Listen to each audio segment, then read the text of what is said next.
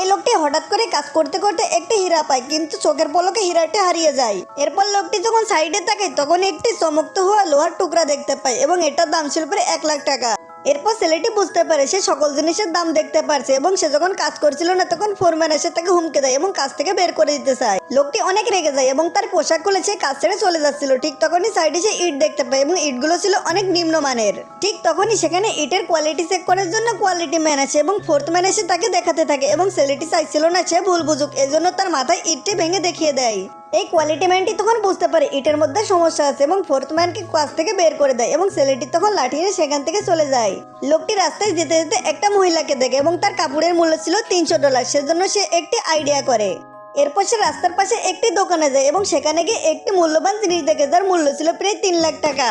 কিন্তু লোকটির প্রতিভা বুঝতে না দেওয়ার জন্য সে দোকানদার কাছে একটি বাটির দাম শুনে দোকানদার তখন বলে এটা অনেক পুরাতন এবং এটার দাম $5,000। লোকটি তখন বলে তুমি যে জিনিসগুলো বিক্রি করছো এগুলো সবই নকল জিনিস।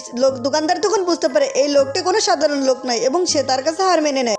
দোকানদার তখন কোনো উপায় না পেয়ে লোকটিকে বলে এটার দাম শুধুমাত্র $25। লোকটি তখন বলে আমি তোমাকে $100 দেবো এবং এটার সাথে আমার অন্য একটা জিনিস দিতে হবে।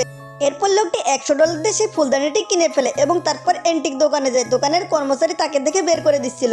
ঠিক তখনই সেখানে দোকানের মালিক চলে আসে এবং ছেলেটির হাতে থাকা সেই জিনিসটি দেখে সে বুঝতে পারে এটার মূল্য অনেক। তো বন্ধুরা, পার্ট 2 এর জন্য কমেন্ট করো এবং চ্যানেলটি সাবস্ক্রাইব করতে ভুলো না।